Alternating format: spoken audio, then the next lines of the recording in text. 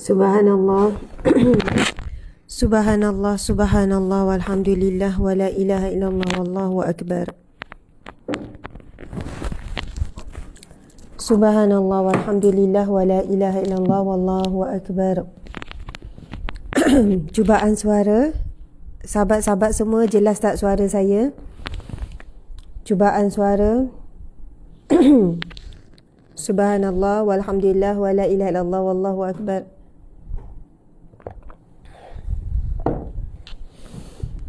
Subhanallah.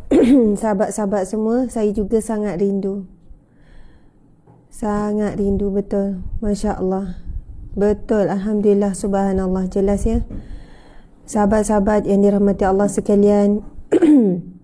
Mochi, Nur Syamiza, Atia Rahman, Mizat Mus, Yoni Raini daripada Indonesia, Pimpia, sahabat DFB pula.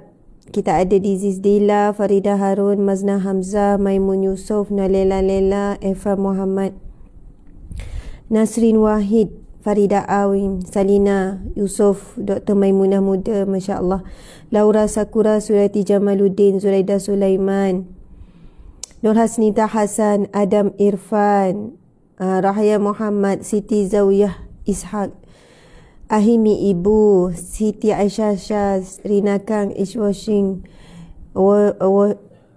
Watching, Ira Kistina, Hamizan Rahman, Najibah Zawiyah, Rogayah Mak Kasim, Diana Muhammad Noy. Sahabat-sahabat di IG lagi, Zaya Hirazi, Cik Sia, Masya Allah, alhamdulillah. Alhamdulillah saya sihat walafiat. Abdul Rahim, Waalaikumsalam.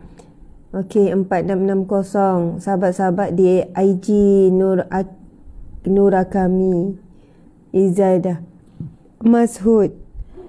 Masya Allah, selamat pagi semua. Selamat pagi Selasa yang barakah hari ini. Hari ini selamat pagi Isnin. Selamat pagi Isnin yang barakah. Hari ini adalah hari 3 hari bulan Januari 2022.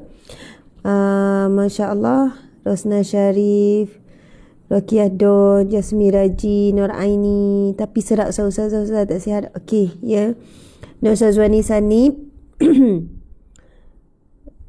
Salina Yusof, Tajul Jaj, Nur Hayanti binti Ismail, binti Selamat, Zaitun Dagang is watching.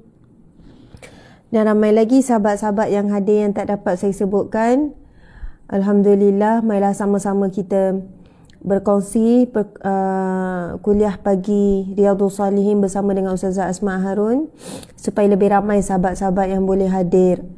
InsyaAllah kita membacakan firman Allah dan juga hadis Nabi yang sahih bagi mendalamkan lagi pengetahuan kita tentang agama, menguatkan lagi pegangan kita, akidah kita, ibadah kita, indahkan lagi amal soleh kita dan memperindahkan lagi akhlak kita, insya-Allah. Ya, saya pun rindu Max Blue Ceras 2 minggu lebih kan. Masya-Allah. Orang kata rindu teruk. Rindu teruk. Betul. Masya-Allah sahabat-sahabat. Dan sebab rindu yang terbina ni, masya-Allah, mudah-mudahan ia membuahkan satu perasaan kasih sayang kerana Allah Subhanahu Wa Taala, kerana nilai mereka yang berkasih sayang kerana Allah Subhanahu Wa Taala boleh menjadi asbab kita berada di bawah naungan Allah Subhanahu Wa Taala. Muslimin muslimat, sahabat-sahabat dimati Allah sekalian, Nabi sallallahu alaihi wasallam bersabda, 7 golongan yang mendapat naungan Allah di hari yang tiada naungan melainkan naungan Allah. Salah satunya adalah mereka yang saling berkasih sayang kerana Allah semata-mata. Kita tidak ada apa-apa kepentingan, sahabat-sahabat. Kita sama-sama kita ni tidak ada apa-apa yang kita harap. Bukan kepentingan dunia, bukan kita dapat apa-apa untung dunia. Tapi kita mengharapkan hubungan yang terbina di atas jalan ilmu ini adalah satu hubungan kasih sayang yang Allah redha, yang Allah pandang, yang mempunyai nilai yang besar di sisi Allah Subhanahu Wa Taala. Allahu Akbar, subhanallah. Lalu antara tanda-tanda orang yang saling berkasih sayang kerana Allah, dia selalu mendoakan, Masya Allah. Itu juga pesanan Habib Ali Zainal Abidin ketika saya bertemu dalam satu program program TV masa tu. Kami sama-sama buat rakaman. Ni cerita lama ni, 2 tahun lepas lah, tahun 2020 betul-betul. Masa tu Allah izinkan kami bertemu. Lepas tu berjumpalah dalam ruang menunggu kan. Biasa kalau kita jumpa alim ulama ni, kita minta wasiat kan, minta wasiat. Jadi kita minta nasihat dan wasiat. 2 perkara yang saya masih ingat segar sampai hari ini. Habib Ali sebut perbanyakkan istighfar. Orang yang selamat adalah orang yang banyak istighfar. Pertama, daripada dosa yang dia telah buat. Dosa dengan Allah, dosa dengan manusia, dosa dengan diri sendiri, maksiat dengan orang, maksiat dengan diri sendiri, maksiat hati, penyakit-penyakit hati. Sahabat-sahabat, banyakkan istighfar. InsyaAllah selamat. InsyaAllah selamat dunia akhirat. Istighfar juga memberikan peranan yang penting untuk menghalang kita daripada melakukan dosa. Kerana istighfar, ia macam satu perisai. Bila kita baru berniat ataupun melangkah untuk melakukan dosa, kerana kita istiqamah dengan istighfar, maka Allah Subhanahu Wa Taala akan menghalang kita daripada melakukan dosa tersebut. Dan asbab istighfar juga membawa barakah dalam hidup, rezeki yang lapang dan luas, dan banyak lagi manfaat istighfar, sahabat-sahabat. Masya-Allah. Pesanan kedua beliau ialah, dia kata, Ustazah, banyakkan berdoa. Doakan untuk para follower. Dia sebut follower masa tu. Follower tu banyakkan berdoa untuk follower, ataupun maksudnya saya faham orang yang mengikuti Ustazah, yang ikut Ustazah dalam dakwah, yang ikut bersama-sama dalam kerja kebajikan. Maksudnya Allah berikan beban dan amanah tanggungjawab Ustazah, orang yang diikuti oleh ramai. Memang beban itu berat, kan Habib Ali kata memang berat. Sebab itu Ustazah perlu mendoakan. Doakan supaya sama-sama berada di jalan kebenaran. Doakan kesejahteraan. Hari ini manusia mencari-cari di mana tempat untuk dia berada tenang. Di mana siapa orang yang dia boleh rasa boleh mendapatkan kebaikan. Jadi banyakkan berdoa untuk diri sendiri dan juga untuk para mereka yang menyokong perjuangan dakwah, perjuangan kerja kebajikan dan sebagainya. Jadi tuan-puan sekalian, subhanallah, setelah itu menjadi satu amalan. Bukan setelah itulah, sebelum tu pun, bila berdoa, mendoakan juga sahabat-sahabat semua yang kenal atau tidak, yang pernah jumpa atau tidak, yang kita tahu atau tidak. Subhanallah. Jadi mudah-mudahan tuan-puan pun sama dengan saya. Kita sama saling menyulam cinta, kasih sayang kerana Allah, bersatu di dalam doa. Sebab apa? Bila kita sebut saya sayang kepada kamu kerana Allah, itu ungkapan yang diajarkan oleh Rasulullah. Nanti kita pergi kepada hadis tu. Perkataan itu perlu adanya bukti dan tanda. Antaranya adalah mereka yang saling mendoakan. Dan itu doa yang makbul, sahabat-sahabat sekalian. Masya Allah. Ketika saya melakukan ibadah tawaf Kaabah, saya bahagikan setiap kali tawaf. Bila dah masuk tawaf sunat kan, selain daripada doa-doa yang dianjurkan, tawaf yang pertama saya fokus kepada ibu dan ayah. Fokus doa untuk ibu, untuk ayah. Subhanallah, macam-macam doa. Kemudian tawaf yang kedua saya doakan pula untuk suami, untuk anak-anak. Lepas tu tawaf ketiga, adik-beradik semua sebut nama, mana yang ingat apa semua, mana yang tak ingat serah pada Allah. Lepas tu tawaf yang ke seterusnya kepada sahabat-sahabat khusus, sahabat-sahabat sekalian, doa secara umum sebab tak nak sebut nama ramai. Lepas tu doakan pula untuk umat Islam. Yang terakhir sekali barulah, maksudnya fokus doa tu untuk siapa? Untuk diri sendiri. Sebab bila kita doakan orang lain, doa tu kembali kepada kita semula. Jadi janganlah risau, jangan bimbang kita doakan orang lain. Dan sebaik saja kami sampai di Malaysia, berita sedih apabila umrah dihentikan sementara waktu. Saya menahan diri daripada menuliskan. Mungkin nanti dah tak boleh tahan, saya post lah. Masya Allah, tentang berita sedih umat Islam. Ia satu musibah yang lebih berat daripada COVID itu sendiri. Apabila ibadah umat Islam dihalang, disekat, disusah dan dipayahkan. Masya Allah, muslimin muslimat, susah kita nak bercakap dalam situasi yang kita bukanlah seorang yang tidak bersetuju untuk semua perkara dalam hal kerajaan buat keputusan dan tindakan. Saya yang baru pulang daripada Masjidil Haram, daripada Masjidil Nabawi, baru pulang ya. Hari Jumaat baru ni baru balik. Sabtu, Ahad, hari ni Isnin. Keputusan PCR pun belum keluar lagi. Duk tunggu-tunggu, tak keluar lagi result, positif ke negatif dan sebagainya. Tu apa sekarang suasana di sana biasa sahaja. Tidak ada sangatlah ketakutan terhadap virus yang semakin ni. Maksudnya kalau sa'i tu masih lagi orang penuh. Kalau tawaf hari Jumaat, masa hari terakhir kami nak balik tu, penuh, Masya Allah. Sayu, syahdu, muslimin muslimat, solat semua. Memanglah dikatakan berjarak, tapi ia bukanlah berjarak yang betul-betul macam 1 meter, ikut sangat. Kan kita boleh nampak lagi lah jarak yang sekadar ambil syarat. Maksudnya penjaga tanah haram ini masih lagi tidak menyekatlah peluang umat Islam. Cuma ada negara-negara tertentu termasuk kita lah yang mula menyekat untuk pergi ke tanah haram. Saya pakai ni, tuan-puan sekian, saya pakai ni, Masya Allah. Ya, kita ikut kena pakai chip ni. Memang tidak dibenarkan keluar. Kami kawasan, saya anak kecil pun saya tak jumpa lagi. Anak kecil yang 2 orang hari-hari dapat berapa kali mesej, Hana rindu Mi, Hana nak Umi, nangis-nangis. Fatimah yang 2 tahun dengan 4 tahun tu dapat mesej hari-hari dengan penjaga dia, dengan pengasuh kat rumah pengasuh, nak jumpa. Sebab macam dia orang dah tahu kami ni balik dah. Subhanallah, sebab kuarantin kan, dengan anak-anak dalam rumah ni pun memang kita tak jumpa. Kita memang betul-betul jagalah. Ini saya bila balik saya sokong kerajaan buat ni.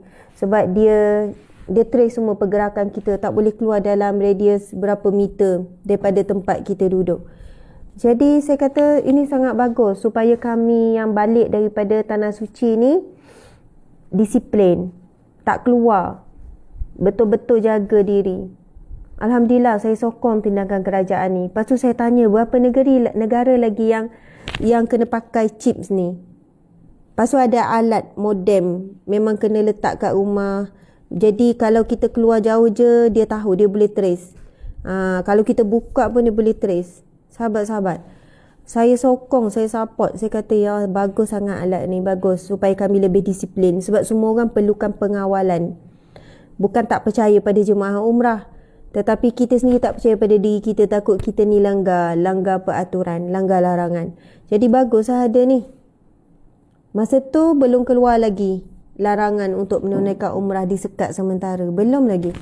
Saya tu bagus ni. Mudah-mudahan dengan cara begini, penularan wabak yang disebabkan orang yang balik ni boleh dikawal. InsyaAllah. Macam tu kan. Support ni.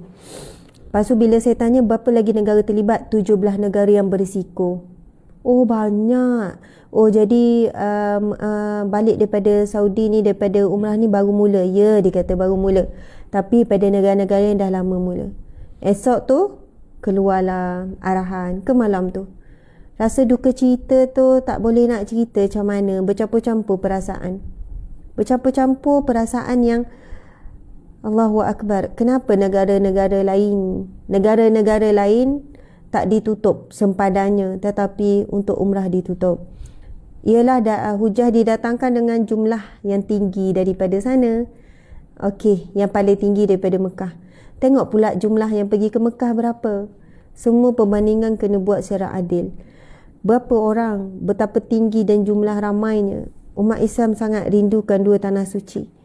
Tuan-puan sekalian, baru nak ada sinar bagi pengusaha-pengusaha umrah melakukan ibadah umrah. Mereka dah bermula dengan kerugian yang sangat berat bila 2020 tu kan berlakunya COVID. Jadi sinar baru bila mula ni, Masya Allah, saya boleh tengok bagaimana semangatnya syarikat-syarikat yang menguruskan umrah. Tuan-puan sekalian, bila saya terlibat dengan pengusaha umrah, baru saya tahu sebenarnya untung tak besar sangat pun. Mereka buat, Allahu Akbar, adalah untuk memudahkan umat Islam menunaikan umrah, menyantuni jemaah, menjaga kebajikan, menguruskan, memberikan layanan yang terbaik. Ia bukan satu perkara yang dibuat kerana keuntungan dunia semata-mata. Kalau kerana dunia, tak kuat tuan-puan sekalian nak jadi mutawif, nak dimutawifah, menyantuni jemaah yang pelbagai umur, pelbagai latar belakang, penyakit dan sebagainya. Dan bila dibatalkan tu, tuan-puan sekalian, flight tiket mungkin boleh ubah sebab saya terlibat secara langsung dah sekarang ni, tapi hotel yang telah ditempah tidak boleh dibatalkan. Itu di antara kerugian besar yang baru nak mula dengan kerugian juga. Dah rugi besar dah tahun 2020 dulu. Tuan-puan dimati Allah sekalian, kita faham tentang segala aspek langkah keselamatan itu ini. Sebab itu saya sendiri buat, ambil vaksin sampai booster, cuba patuhi dan sebagainya. Masya Allah, Allahu Akbar. Dan baru saja bermula dengan trackers ni kan. Jadi saya bayangkan, biarlah tengok percubaan tracker ni dulu, berkesan ke tidak, mengurangkan. Dan tuan-puan sekalian, berapa orang sahabat-sahabat yang saya berhubung, bukan seorang dua, ramai yang balik positif. Mereka sihat walafiat, cuma ada gejala sikit yang ringan saja, sihat walafiat. Dan sebahagian daripada kita baca Omicron yang macam ditakuti sangat ni, dia lebih ringan, dia tidak seberat COVID dan sebagainya. Muslimin-muslimat mati Allah sekalian, maaf ya, mukadimah ni bermula dengan luahan perasaan. Luahan perasaan sikit. Sebab kita ni kan patut mula pukul 7.30. Sekarang pukul berapa ya? Oh, dah 7.40. Jadi kita kena mulalah kuliah kita sebab lama ustazah tak ni kan. Masya Allah. Jadi terima kasih pada semua yang hadir. Masya Allah. Saya bagi salam lagi sekali. A'udzubillah minasyaitanirrajim. Bismillahirrahmanirrahim. Assalamualaikum warahmatullahi wabarakatuh. Masya Allah, Alhamdulillah. Muslimin muslimat dimati Allah sekalian, moga tuan-puan sehat walafiat, kuat, semangat. Masya Allah. Daripada awal tadi saya dah mula dengan membicarakan tentang beberapa nasihat dan wasiat daripada Habib Ali Zainal. Jadi siapa yang baru masuk boleh tengok balik daripada awal, ketika saya berjumpa dia dulu, sebagai tanda kita ni saling mencintai kerana Allah, kerana Rasulullah sallallahu alaihi wasallam. Ya, saya juga sangat merindukan sahabat, rindu yang rindu yang dalam, yang tulus, diiringi dengan doa. Masya Allah, Alhamdulillah. Jadi seperti biasa, kuliah Riyadhus Salihin kita mulakan dengan bacaan Al-Fatihah, kemudian baca surah apa? Surah Al-Kahfi 10 ayat awal 10 ayat akhir, kemudian Asmaul Husna. Masya Allah. Semua bersedia tak ni? Boleh buka Al-Quran semua? Semua dah bersedia belum? Harap sahabat-sahabat bersedia. Malam tadi saya baca buku ni tuan-puan sekalian. Mungkin kena tengok terbalik. Siapa boleh baca? Siapa boleh baca? Cuba tulis. Siapa boleh baca walaupun tulisan terbalik? Cuba tulis.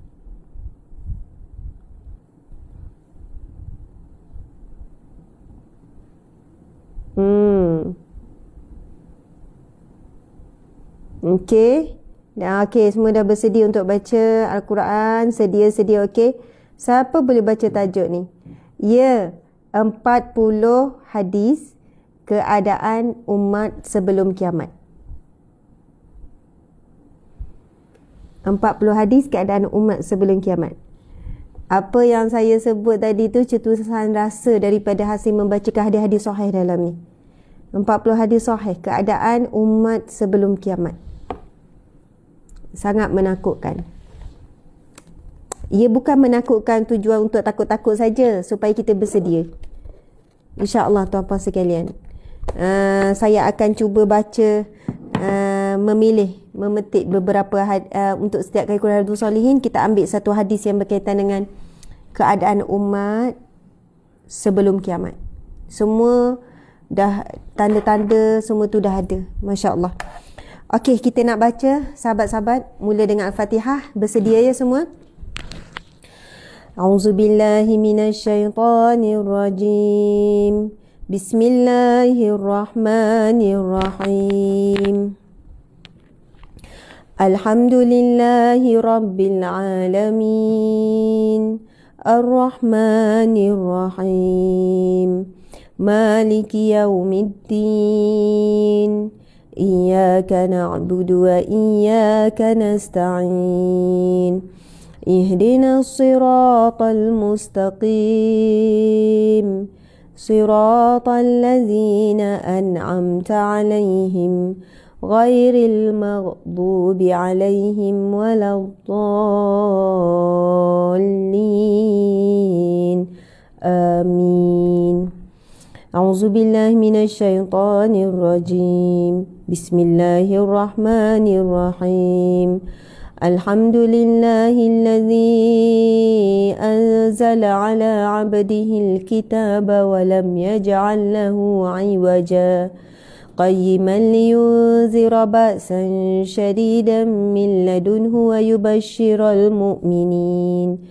ويبشر المؤمنين الذين يعملون الصالحات أن لهم أجرا حسنا ماكثين فيه أبدا وينذر الذين قالوا اتخذ الله ولدا ما لهم به من علم ولا لآبائهم كبرت كلمة تخرج من أفواههم إن يقولون إلا كذبا فلعلك باخع نفسك على آثارهم إن لم يؤمنوا بهذا الحديث أسفا إنا جعلنا ما على الأرض زينة لها لنبلوهم أيهم أحسن عملا وإنا لجاعلون ما عليها صعيدا جرزا أم حسبت أن أصحاب الكهف والرقيم كانوا من آياتنا عجبا إذ أوى الفتية إلى الكهف فقالوا ربنا آتنا من لدنك رحمة وهيئ لنا من أمرنا رشدا. أعوذ بالله من الشيطان الرجيم. وعرضنا جهنم يومئذ للكافرين عرضا الذين كانت أعينهم في غطاء عن ذكري وكانوا لا يستطيعون سمعا أفحسب الذين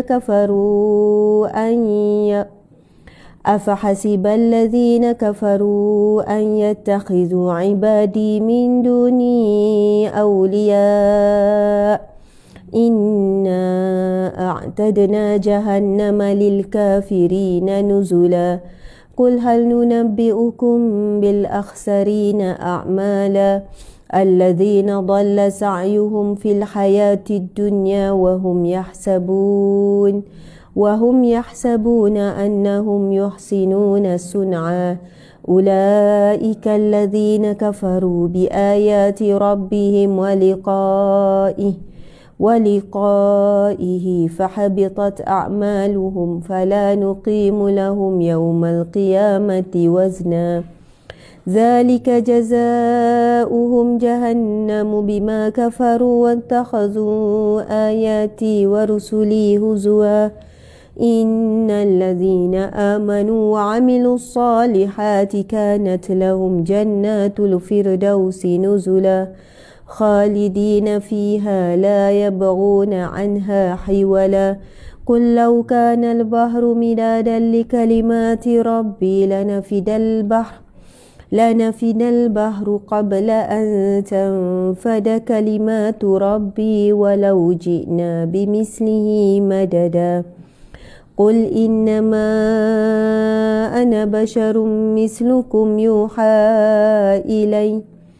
يوحى إلي أنما إلهكم إله واحد فمن كان يرجو لقاء ربه فليعمل عملا صالحا ولا يشرك بعبادة ربه أحدا صدق الله العظيم.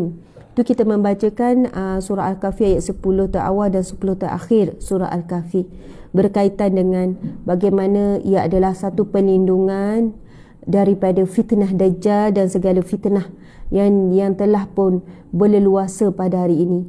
Mudah-mudahan dengan ikhtiar itu Allah memberikan kita pembeza di antara jalan benar dan jalan yang batil, pembeza antara dosa dan pahala yang hari ini saling bercampur, kan, kebenaran dan juga kebaikan dan juga kejahatan yang saling bercampur pada hari ini. Jadi itu disebutkan dalam hadis yang sahih, dan insya-Allah nanti saya tuliskan semula sekali lagi doa untuk kita selamat daripada fitnah kubur, fitnah azab api neraka. Fitnah ni maksud ujian. Fitnah ada ujian daripada Dajjal dan juga fitnah daripada kehidupan dan juga kematian. Masya Allah, berdasarkan hadis yang sahih.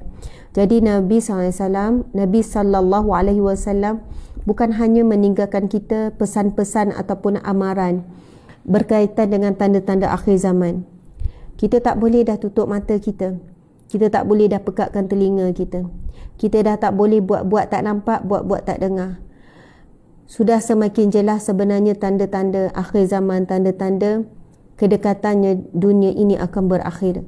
Dah semakin jelas semakin hari. Subhanallah, orang yang beriman, dia beriman dengan tanda-tanda kiamat. Sebagaimana rukun iman yang ke-6 beriman dengan hari akhirat. Maka kita perlu juga beriman dengan tanda-tandanya.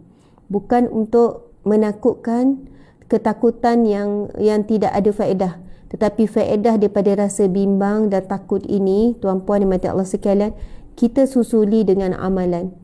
Itulah pesan Nabi. Subhanallah. Nabi bukan suruh kita kumpulkan kekuatan dari segi fizikal, tetapi wasiat yang ditinggalkan adalah amalan-amalan. Antaranya doa yang insya-Allah kita tulis nanti. Kemudian membaca, menghafal dan membaca beramal dengan 10 ayat awal surah Al-Kahfi. 10 awal tu. Subhanallah, pastikan anak-anak kita kemas ingatan, lancar dan mereka memahami dengan maksudnya sekali. Masya Allah. Kalau kita hari ni dah rasa dah fitnah tu semakin dekat, sahabat semua, maka anak-anak cucu kita lagi lah lebih dekat dengan fitnah tu Dajjal. InsyaAllah nanti kita baca tentang tanda-tanda fitnah Dajjal. InsyaAllah. Okey, muslimin muslimat, seterusnya kita nak bacakan Asmaul Husna. Ini adalah satu amalan juga Nabi berwasiat kepada kita untuk mendapat syurga Allah Subhanahu Wa Taala. Untuk dapat syurga Allah. Muslimin muslimat, syurga Allah itu benar, neraka itu benar. Jalan-jalannya juga benar. Jalan-jalannya juga benar. Jalan ke neraka juga benar, jalan ke syurga juga benar. Dan antara musibah ataupun ujian berat umat akhir zaman adalah mereka memperindahkan perbuatan buruk dengan perbuatan yang baik.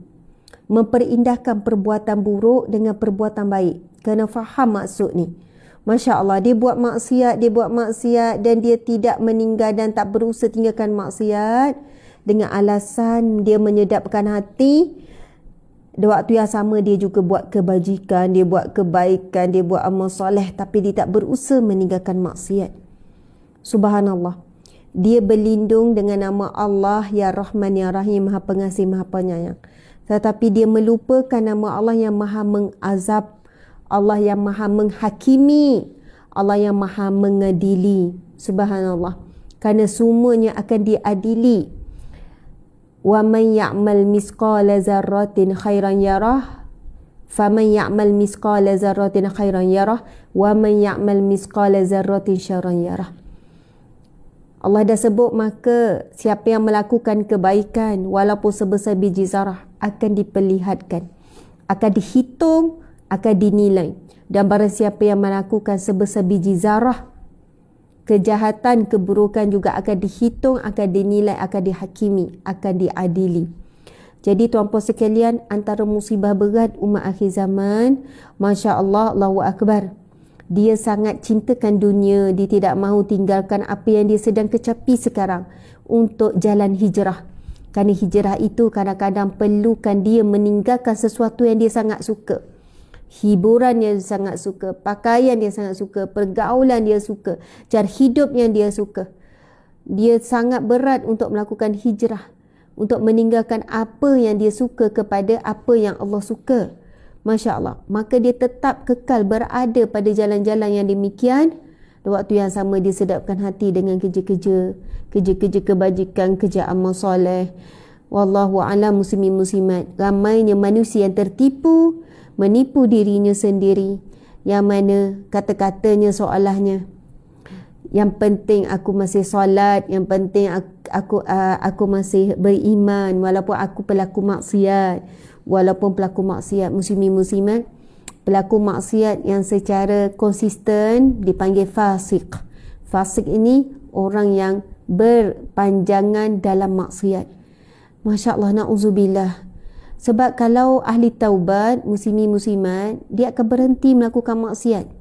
Itu ciri-ciri ahli taubat, orang yang bertaubat. Dia nekat, dia usaha untuk tinggalkan maksiat, dia hijrah. Masya Allah. Tapi kalau bertaubat tapi masih kekal dalam maksiat, muslimin muslimat, bimbang. Kita tergolong dalam kalangan orang yang fasik. Orang yang fasik, na'udzubillahi min zalik. Orang yang fasik juga golongan yang akan diazab. Dia azab kubur, dia azab mahsyar, dia azab. Bimbang sekiranya bila timbangan di mahsyar, beratnya maksiat itu melebihi daripada amal soleh.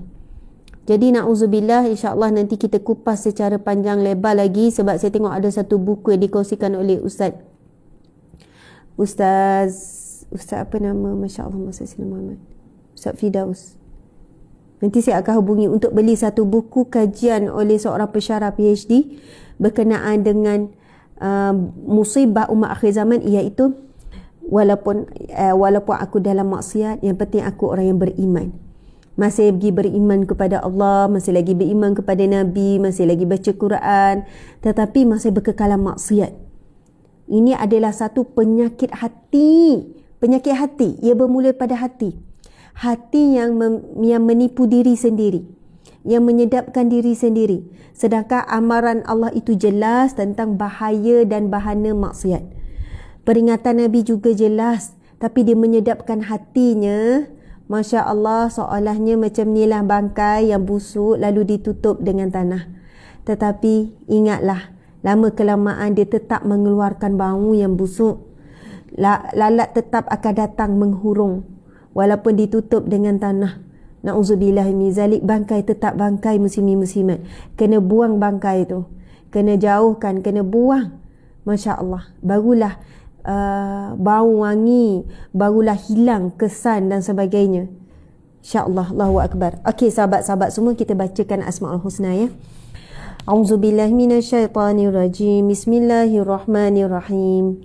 Nas'aluka ya man huwallahu allazi la ilaha illa huwa rahmanur rahim. Al-Malikul Qudusus Salamul Mu'minul Muhaiminul Azizul Jabbar Al-Mutakabbirul Khaliqul Bari'ul Musawwirul Ghafarul Qahar Al-Wahhabur Razzaqul Fattahul Alim Al-Qabidul Basitul Khafidul Rafi'ul Mu'izzul Muzillus Sami' البصير الحكام العدل اللطيف الخبير الحليم العظيم الغفور الشكور العلي الكبير الحفيظ المقيت الحسيب الجليل الكريم الرقيب المجيب الواسع الحكيم الودود المجيد الباعث الشهيد الحق الوكيل القوي المتين الولي الحميد المحصي المبدئ المعيد المحيي المميت الحي القيوم الواجد الماجد الواحد الأحد الصمد القادر المقتدر المقدم المؤخر الأول الآخر الظاهر الباطن الوالي المتعالي البر التواب المنتقم العفو الرؤوف المالك الملك ذو الجلال والإكرام المقسط الجامع الغني المغني المانع الضار النافع النور الهادي البديع الباقي الوارث الرشيد الصبور الذي ليس كمثله شيء وهو السميع البصير اللهم صل أفضل صلاة على أسعد المخلوقات كسيدنا محمد وعلى آله وصحبه وسلم عدد معلوماتك ومداد كلماتك كلما ذكرك الذاكرون وغفل عن ذكره الغافلون. Allahu Akbar, Allahu Akbar, Allahu Akbar. Muslimin muslimat yang dirahmati Allah sekalian,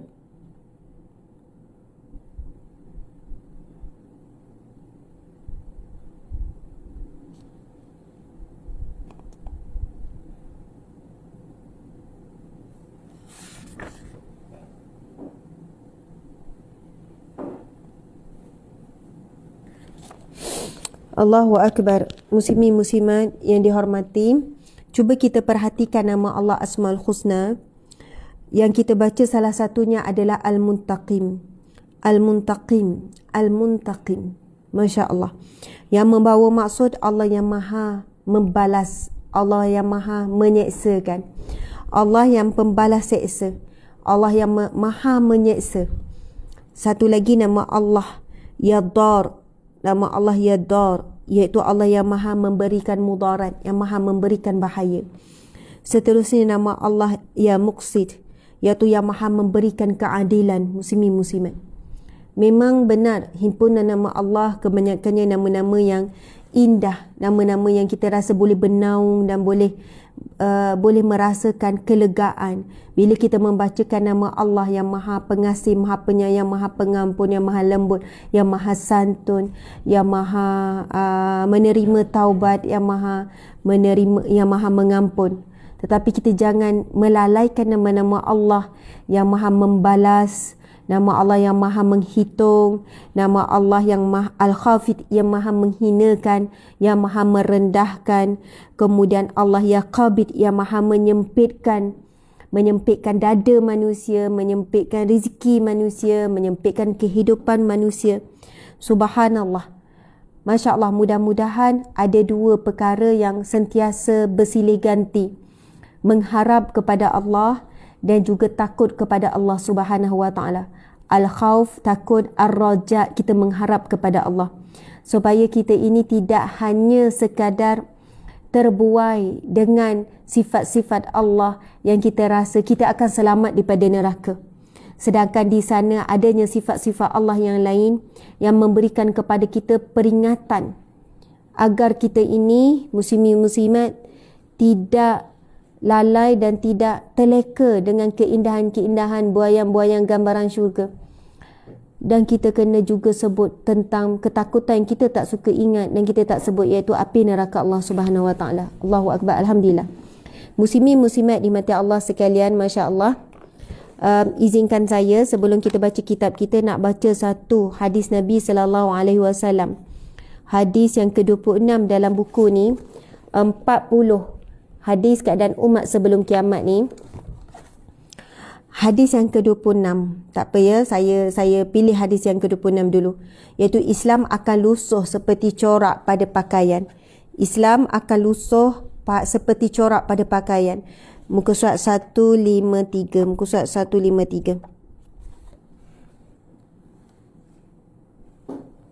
Okey. Muslimin muslimat, ia adalah hadis riwayat Hakim, hadis sahih riwayat Hakim. Panjang hadis ni, jadi saya baca terus terjemahan. Cuba kita perhatikan ya. Ini adalah gambaran umat sebelum kiamat. 40 hadis keadaan umat sebelum kiamat. Okey, maksudnya panjang telah diberitahu kepadaku, Abu Bakar Muhammad bin Abdullah bin Ahmad Al-Hafiz telah menceritakan kepada kami, datukku telah diceritakan kepada kami, Abu Quraib telah memberitakan kepada kami, Abu Muawiyah daripada Abi Malik Al-Ashja'i daripada Ribi' daripada Huzaifah radhiyallahu anhu berkata, Rasulullah sallallahu alaihi wasallam bersabda, Islam akan luntur, akan lusuh seperti lusuhnya corak warna-warni pakaian bila ia telah lama dipakai. Kita ada tak pakaian yang lama, yang ada corak? Kita dah pakai 2 tahun, 4 tahun, 5 tahun, lama-lama corak itu semakin lusuh. Begitulah perumpamaan yang Nabi berikan gambaran tentang umat akhir zaman. Bagaimana keadaan Islam itu pada akhir zaman. Subhanallah. Sehingga sampai suatu masa nanti, orang sudah tidak mengerti, tidak faham apa yang dimaksudkan dengan puasa, apa yang dimaksudkan dengan sembahyang, dan apa yang dimaksudkan dengan nusuk, iaitu ibadah, dan apa yang dimaksudkan dengan sedekah. Dan Al-Quran akan dihilangkan kesemuanya pada satu malam sahaja. Na'udzubillah min zalik. Ini hadis yang sahih, sahabat-sahabat sekalian. Al-Quran akan dihilangkan kesemuanya pada suatu malam sahaja. Maka pada esok harinya tidak tinggal di permukaan bumi daripadanya walaupun hanya 1 ayat. Maka yang tinggal hanya beberapa kelompok daripada manusia, antaranya orang tua, lelaki dan perempuan. Mereka hanya mampu berkata, kami sempat menemui nenek moyang kami yang memperkatakan kalimah La ilaha illallah. Lalu kami pun mengatakannya juga. Maka berkata silah perawi hadis daripada Huzaifah, apa yang dapat dibuat oleh La ilaha illallah terhadap mereka, sedangkan mereka sudah tidak memahami apa yang dimaksudkan dengan sembahyang, dengan puasa, dengan ibadah dan juga dengan sedekah. Maka Huzaifah memalingkan muka daripadanya Silah yang bertanya. Kemudian Silah mengulangi pertanyaan itu 3 kali. Pertanyaan apa? Apakah yang dapat dibuat dengan kalimah La ilaha illallah? Maka Huzaifah memalingkan mukanya setiap kali pertanyaan Silah itu. Kemudian Silah bertanya lagi hingga akhirnya Huzaifah menjawab, kalimah itu dapat menyelamatkan mereka daripada api neraka. Huzaifah memperkatakan ataupun mengulangi jawapan itu sebanyak 3 kali. Muslimin muslimat di mata Allah sekalian, sekali lagi kita ulang maksud daripada hadis Nabi ini. Akan satu masa nanti Allah akan menghilangkan Al-Quran pada satu malam saja, sehingga keesokan hari itu tidak ada siapa yang menyebutkan lagi Al-Quran, tidak ada yang membacakan Al-Quran. Seolahnya manusia tidak mengenal, manusia mula tidak memahami apa itu solat, tak faham. Apa itu puasa, tak faham. Apa itu ibadah-ibadah, apa itu sedekah. 4 perkara ini manusia mula tidak faham. Bahkan tinggallah beberapa manusia, kelompok-kelompok manusia yang bercakap, sesungguhnya kami pernah mendengar nenek moyang kami menyebut kalimah La ilaha illallah. Lalu kami pun ulang je balik. Tanpa mereka memahami apa itu La ilaha illallah. Itulah kalimah yang terakhir yang akan tinggal di muka bumi ini, iaitu kalimah La ilaha illallah. Dan saat kalimah ini disebut, mereka yang menyebutkan kalimah ini tidak memahami sedikit pun kalimah La ilaha illallah. Mereka hanya menyebut, sesungguhnya kami pernah mendengar nenek moyang kami menyebut kalimah La ilaha illallah, maka kami pun menyebutkan kalimah La ilaha illallah. Allahu Akbar. Lalu Silah ni, perawi hadis daripada Huzaifah ni, dia bertanya, apa yang dapat daripada kalimah La ilaha illallah? Apa yang dapat daripada kalimah ni? Masya Allah. 3 kali dia jawab. Akhirnya Huzaifah, sahabat Nabi ini, menjawab, kalimah itu dapat menyelamatkan mereka daripada api neraka. Muslimin muslimat di mata Allah sekalian, buka mata kita, tengok apa yang berlaku di Riyadh. jarak lebih kurang 8 jam perjalanan daripada Mekah dan Madinah. Sebuah kota Riyadh yang dekat tak jauh daripada kota Madinah. Pada hari ini di kota Madinah, di kota Mekah, ibadah umat Islam dijarak, dihalang dengan pelbagai SOP.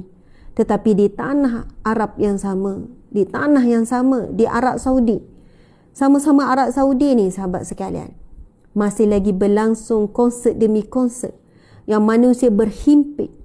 Dan dalam minggu lepas kita menyaksikan ada satu konsert yang sangat dahsyat dilakukan. Memang tak putus-putus. Mereka ni jemput artis peringkat antarabangsa buat persembahan. Saya nak sebut nama, ialah tengoklah sendiri tuan-puan sekalian siapa yang mengikuti perkembangan apa yang berlaku. Dan memang benar muslimin-muslimat, bila kita pergi ke tanah suci, memang kita menyucikan hati kita daripada apa? Penyakit hati kita sendiri. Menyucikan hati kita dengan melihat tanda-tanda berlakunya kiamat sangat jelas di tanah suci, sangat jelas di Haramain, dua tanah suci ini, sangat jelas di Arab Saudi, sangat jelas. Bila kita pergi tu, kita tengok bagaimana pakaian wanita-wanita Arab yang di kota Madinah dan di kota Mekah sendiri. Bila kita keluar, bila kita tengok bagaimana mereka berpenampilan yang memakai tudung, kemudian rambut bonjol-bonjol tu dah semakin banyak, pakai tudung, pakai niqab tetapi seksi, menampakkan dada. Allahu Akbar. Ini bukan nak mengutuk dan menghina ahli Madinah dan ahli Mekah. Subhanallah muslimin-muslimat, tentang kerosakan jazirah Arab, tanah Arab ini memang Nabi SAW sebut dalam hadisnya yang jelas dalam kitab ni, dalam buku ni pun ada. Bagaimana Nabi kata kerosakan yang bermula daripada tanah Arab, muslimin-muslimat. Allahu Akbar, Masya Allah. Tuan-puan kalau tengok ada konsert yang berlaku dalam minggu-minggu lepas, sebenarnya apa bulan dah konsert Riyadh ni, na'udzubillah, ini di tanah Arab Saudi ni, muslimin-muslimat, orang yang sama yang menjaga tanah suci ni. Ada satu konsert dalam minggu lepas, background kalimah La ilaha illallah Muhammadur Rasulullah. Background konsert, background pentas, yang pentas itu tempat artis berjoget, menari, membesarkan syaitan, membesarkan maksiat, membesarkan hiburan, artis-artis yang berpakaian tapi telanjang, yang dijemput daripada pelbagai negara, yang menjadi tempat Allahu Akbar. Tetapi background ditulis La ilaha illallah Muhammadur Rasulullah. Kita boleh nampak dengan jelas kalimah itu telah menjadi satu kalimah yang tidak membangkitkan keimanan, tetapi hanya menjadi satu perhiasan, hanya menjadi satu logo semata-mata, kerana kalimah itu adalah logo kepada Arab Saudi itu sendiri. Bila kita tengok di pentas yang sama itulah kan, tempat berleluasanya maksiat, membesarkan taghut, membesarkan iblis, syaitan, membesar dan memuja-muja ke arah Dajjal dan sebagainya. Tetapi background yang sama dituliskan sebesar-besarnya kalimah La ilaha illallah Muhammadur Rasulullah, dalam keadaan muzik yang begitu dentam, manusia bercampur lelaki perempuan bermenari-nari sakan. Bila saya tengok tu, saya kata ya Allah, teringat hadis Nabi tentang kalimah La ilaha illallah. Sampai satu saat nanti manusia menyebutkan kalimah itu tanpa memahami apakah yang dimaksudkan dan tuntutan daripada kalimah La ilaha illallah. Allahu Akbar. Perkara tu dah nampak jelas pada hari ini. Dan ia bukan menjadi ayat kita getting better. Bukan akan jadi semakin baik. Bukan akan menjadi semakin nanti akan semuanya akan diatasi, maksiat akan makin kurang. Ia akan semakin dahsyat, semakin dahsyat, semakin dahsyat. Dan orang yang selamat adalah orang yang mencari jalan-jalan kebenaran, orang yang sentiasa ada awareness, ada kesedaran dengan hadir majlis-majlis ilmu, Seumpama pagi ini, majlis-majlis ilmu yang lain-lain, supaya kita dalam keadaan apa? Mood sedar. Mood sedar. Sedar apa yang sedang berlaku. Sebab ramai yang tidak sedar. Ramai yang nampak tetapi mata hatinya buta. Ramai yang mendengar tetapi tuli. Tuli. Ini disebut di dalam Al-Quran. Bagaimana manusia itu bukannya buta, Allah kata, tapi yang buta adalah hatinya. Sehingga tidak boleh melihat kebenaran. Memang benarlah tuan-puan sekalian, ada kelompok yang menafikan tanda-tanda kiamat. Di kalangan umat Islam sendiri, muslimin-muslimat, digambarkan semua perkara dikaitkan dengan fenomena alam, semua dikaitkan dengan teknologi, semua dikaitkan dengan perkara selain daripada tanda-tanda kiamat. Menafikan tanda-tanda kiamat. Sehinggalah nanti apabila matahari keluar daripada barat, matahari kan keluar pada timur, kan, tenggelam di barat. Tetapi walaupun satu hari nanti matahari dah keluar daripada barat sekalipun, manusia yang menafikan tentang tanda kiamat masih lagi mengeluarkan perkataan, ini fenomena alam luar biasa. Masih lagi mengambil gambar dan sebagainya. Tetapi bagi orang yang beriman, bila berlakunya kejadian yang dia ada nilai kesedaran, dia terus buat persiapan, terus meningkatkan amalan, memperkemaskan hafazan-hafazan, beramal dengan doa-doa yang Nabi ajar dan sebagainya. Masya Allah, Allahu Akbar. Muslimin muslimat yang dirahmati Allah sekalian, InsyaAllah nanti penutup, tuan-puan bersama dengan saya, kita akan tuliskan satu doa yang Nabi SAW ajarkan supaya kita dilindungi oleh Allah, yang dapat melindungi kita daripada semua yang kita bimbang, semua yang kita takut, semua yang kita rasa tak tahu dah apa yang akan berlaku ni. Allah Subhanahu Wa Taala sahaja yang boleh menyelamatkan kita daripada semua ini, zuriat keturunan kita.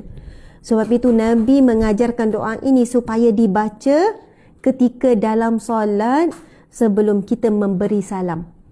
Dalam solat sebelum kita beri salam. Waktu yang sangat penting, insya-Allah. Nabi SAW bersabda, "Man kana akhiru kalamihi la ilaha illallah dakhala al-jannah." Barang siapa yang akhir kalimahnya la ilaha illallah, maka dia pasti akan masuk syurga. Man kana akhiru kalamihi la ilaha illallah. Barang siapa yang akhir kalimahnya kalimah la ilaha illallah, dia pasti akan masuk syurga. Dan orang yang terakhir, orang akhir yang sebut kalimah la ilaha illallah tadi itu, Masya Allah, walaupun dia tidak faham nak kata betapa besarnya peranan kalimah la ilaha illallah, dia boleh menyelamatkan dirinya daripada api neraka Allah Subhanahu Wa Taala. Sebab itu Nabi sebut afdalu zikru la ilaha illallah. Zikir yang paling afdal, yang paling utama adalah zikir la ilaha illallah. Tiada sembahan melainkan Allah, tiada Tuhan melainkan Allah, tiada tempat bergantung melainkan Allah, tiada tempat meminta melainkan Allah, tiada tempat mengadu melainkan Allah. Maksud kalimah la ilaha illallah itu, bila kita ulang-ulang, kita pasak di dalam hati, insya-Allah kita akan menjadi orang yang bahagia, tuan-puan sekalian. Siapakah orang yang bahagia? Orang yang ikhlas dengan Allah. Orang yang ikhlas dengan Allah, tulus dengan Allah, terima takdir Allah, terima ketetapan Allah untuk kehidupannya. Dia redha dengan apa yang Allah aturkan untuk hidupnya, jalan cerita hidupnya. Walaupun perit bertemu dengan orang salah sehingga kecewa berkali-kali, walaupun perit dikhianati oleh manusia, walaupun perit menempuh ujian miskin, ujian lapar, ujian kehilangan, ujian jatuh, tetapi dia ikhlas terima apa sahaja yang datang daripada Allah. Allahu Akbar. Muslimin muslimat, sahabat-sahabat dimati Allah sekalian, sebab itu orang yang bahagia dan orang yang susah jatuh, dan orang yang susah sakit, orang yang susah stres adalah orang yang ikhlas. Orang yang ikhlas. Surah Al-Ikhlas tu, Allahus Samad, Allah tempat bergantung. Allahus Samad, Allah tempat bergantung. lagi kuat di dalam ujian, lagi kuat di bergantung kepada Allah, lagi kuat dahan pergantungannya kepada Allah. Allahus Samad, Allahus Samad, Allahus Samad. Muslimin muslimat dimati Allah sekalian, datang banjir, kita pun naik atas rumah, naik atas atap. Banjir datang tinggi lagi, makin tinggi, kita naik pula pokok, sampai ke dahan yang terakhir. Masya Allah, ketika kita berada di dahan yang terakhir tu, masa tu kemungkinan besar tawakal kita dah jadi sepenuhnya kepada Allah. Masa boleh berteduh lagi, ini bayangan saja ya muslimin muslimat. Air 1 meter kita naik atas meja, air naik 2 meter kita naik atas almari. Kita tahu ada lagi tempat untuk kita bergantung, menyelamatkan diri. Naik lagi, pecahkan atap rumah, duduk atas bumbung. Tiba-tiba rumah dah bergoyang, tiba-tiba rasa air akan naik melebihi bumbung, nampak ada pokok. Ini pernah berlaku tuan-puan sekalian, kisah benar masa banjir yang cerita direct pada saya. Dia kata, saya dah naik atas bumbung Ustazah, saya naik atas bumbung, tetapi air dah semakin menutupi bumbung. Bumbung pun dah nak tenggelam. Ketika itu apa yang saya buat? Saya nampak ada pokok besar di hadapan sana. Saya melepaskan dan saya ikut arus air yang sedang menolak. Dan saya mengharapkan pertolongan Allah semata-mata untuk saya boleh berpaut pada pokok yang besar tu. Dan Alhamdulillah, dia kata Ustazah, Allah izinkan dan saya boleh berpaut pada dahan pokok yang besar itu selama 6 jam ataupun 8 jam. Berjam-jam saya berada di situ. Dan ketika itu kalimah la ilaha illallah, kalimah Allah sahaja yang menjadi kekuatan utama.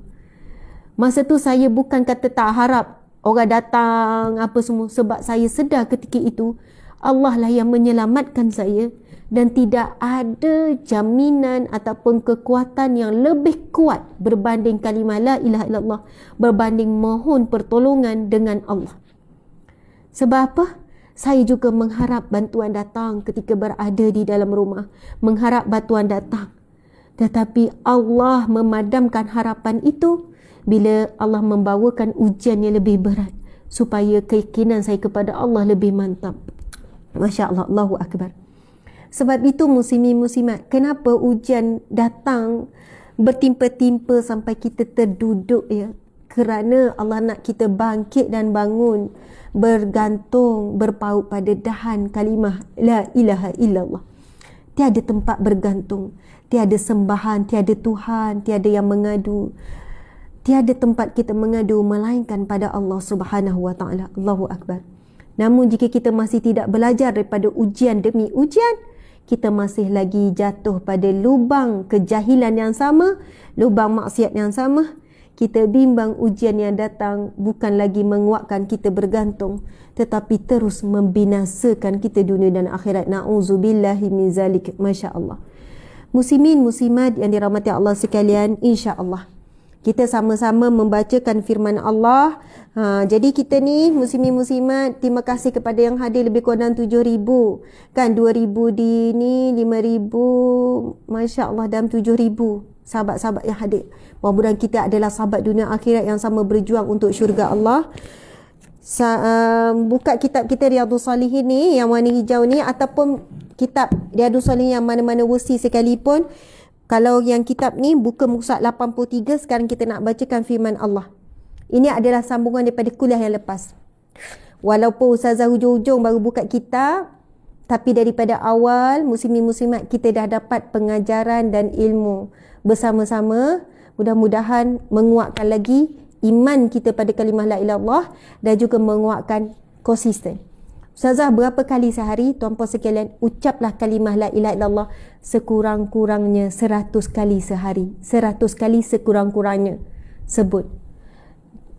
Tapi jadikanlah amalan 500 kali sehari. Kalau dapat buat 1000 kali lagi bagus. Saya cuba istiqamah la ilaha illallah 500 kali sehari. Anda sahabat-sahabat semua akan merasai manisnya ucapan la ilaha illallah, sehingga kan seolahnya apa jua ujian dan masalah, Bila sebut je la ilaha illallah, la ilaha illallah, walaupun masalah belum selesai, belum nampak jalan keluar, tetapi hati yang berat jadi ringan, hati yang sempit jadi lapang. Allah menitipkan bisikan bahagia dan tenang. Allahu Akbar. Allah menjernihkan yang keruh. Muslimin muslimat dimati Allah sekalian. Sebab itu Nabi dalam sabdanya, ajarkanlah anak kecilmu kalimah la ilaha illallah. Sebab itu mak-mak kita, nenek-nenek kita, bila ayun baby kan, kita masih kecil dulu, la ilaha illallah, la ilaha illallah. Kita yang lelap dulu, adik tak lelap lagi. Ingat tak? Itulah didodoikan anak kecil. Tapi atuk nenek kita dulu tak sampaikan dalam bentuk hadis Nabi. Ayun buai ni, la ilaha illallah ni sebab Nabi bla bla bla. Tak. Nabi bersabda sekian-sekian, tidak. Tapi mereka lebih kepada dapat ilmu daripada guru-guru. Guru-guru kata, ustaz-ustaz kata, ahli ulama kata, bila kamu ayun anak, tidurkan anak, tidurkan dengan kalimah la ilaha illallah. Subhanallah. Ilmu tu turun menurun melalui amalan yang dilihat. Saya ingat daripada kecil memang itulah. Tapi hari ini kita mula menerima pendidikan daripada barat. Masya Allah. Sebelum tidur buat begini kan. Sekian. Padahalnya subhanallah, sebenarnya memang boleh je. Cerita kisah Nabi bagus sangat. Tetapi saya ingat-ingat balik, memang hebatlah amalan. Kenapa masa nak tidur, kita tahu masa nak tidur tu antara sedar tak sedar tu. Masa kita macam nak lelap tu, apa sekalian, ada istilah dipanggil minda separuh sedar. Minda separuh sedar ni tuan-puan sekalian adalah antara minda yang kuat. Ini boleh bacalah kajian pakar-pakar minda ni kan, nanti orang kata Ustazah New Age lah pula. Walaupun saya memang selalu dah difitnah Ustazah membawa agenda ataupun fahaman New Age lah Ustazah Azma Harun. Wallahu alam tuan-puan sekalian. Tak tahulah macam mana anda buktikan dan anda tuduh begitu New Age, macam-macam lah tuduhan tu kan. Tapi pasal minda separuh sedar ni, bagi saya ia adalah satu ilmu yang dikenal pasti oleh para saintis yang mengkaji tentang keupayaan otak, minda dan sebagainya. Ada minda separuh sedar ni, antara kita sedar dengan tak sedar tu jadi separuh sedar. Muslimin muslimat dimati Allah sekalian. Dalam kita sedar pun, kita selalu pun berada dalam minda separuh sedar. Contoh ya, siapa yang selalu lupa barang yang dia letak? Saya pun sama, kadang lupa. Mana kunci tadi ya? Letak mana tak di bar? Awak sendiri letak awak sendiri. Itulah. Maksudnya mungkin masa kita letak tu, kita letak dalam keadaan tidak sedar. Bukan betul-betul sedar. Sampai kita duduk fikir seharian, duduk cari. Tak jumpa.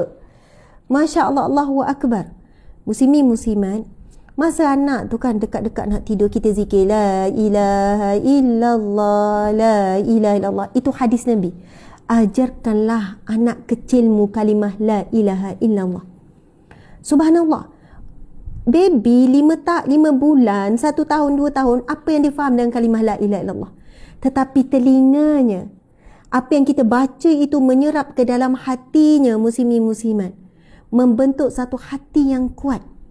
Membentuk satu hati yang segar dengan kalimah la ilaha illallah. Sehingga kan insya-Allah apabila dia tidur dengan kalimah tersebut, dia bangkit dengan kalimah tersebut. Muslimin muslimat dimati Allah sekalian. Siapa yang membiasakan ditidurkan anaknya dengan cerita TV, dengan kartun, kan? Okey, ramai ibu bapa hari ni nak mudah. Letak anak depan TV sampai anak tu tertidur. Sambil anak tu tengok cerita kartun, tengok kartun tu, melompat-lompat kartun. Akhirnya itulah yang sangat kuat terakam dalam mindanya. Bangun tidur cari kartun, sikit nak kartun. Tidur sambil main game, bangun tidur cari game. Muslimin muslimat, tidurkanlah anak kecil kita. Kita sendiri tidurlah dengan zikrullah tuan-puan sekalian. Ada orang tidur dengan handphone, belek-belek tertidur dengan handphone. Ada orang tertidur tengok movie. Ini bukan budak kecil ni. Ini adalah orang dewasa hari ini pun sama. Tetapi indahnya kalau kita tidur dengan kalimah la ilaha illallah, la ilaha illallah, ataupun astaghfirullah, astaghfirullah, astaghfirullah, astaghfirullah, astaghfirullah. InsyaAllah kita bangun menyambung zikrullah. Masya Allah, muslimin muslimat mata Allah sekalian, cuba biasakan istiqamah setiap hari kalimah la ilaha illallah 500 kali. Tak mampu saza banyak sangat 500 kali la ilaha illallah tuan-puan sekalian, lebih kurang dalam 15 minit ke 20 minit sahaja. Tetapi ia adalah satu jaminan untuk dapat syurga Allah. Man kana akhiru kalamihi la ilaha illallah dakhal jannah. Siapa yang menyebut kalimah akhirnya la ilaha illallah akan masuk syurga. Kalau saat hidup kita tak sebut kalimah la ilaha illallah sebanyaknya, agak mustahil untuk saat akhir kematian kita nak sebut la ilaha illallah. Masa sehat elok ni tak sebut la ilaha illallah. Adakah kita rasa saat sakaratul maut, saat sakit yang paling dahsyat, kesakitan yang paling dahsyat, dan itu adalah saat yang paling kita takut dalam hidup kita. Siapa yang takut bankrupt, ada yang takut ular, ada yang takut lipas, ada takut hantu, ada yang takut sekian-sekian.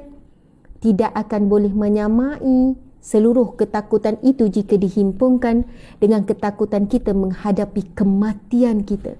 Saat kita tahu malaikat maut telah menghampiri, saat kita tahu nyawa kita dah mula di hujung-hujung nyawa, itulah saat yang paling kita takut. Kita mula menggambarkan bagaimana kehidupan di bawah tanah. Kita mula menggambarkan bagaimana kehidupan setelah mati. Bagaimana nak menjawab persoalan munkar dan nakir.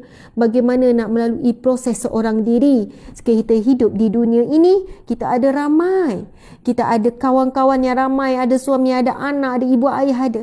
Tetapi kita tahu kita bakal berpindah ke alam yang kita benar-benar seorang diri berhadapan dengan Allah.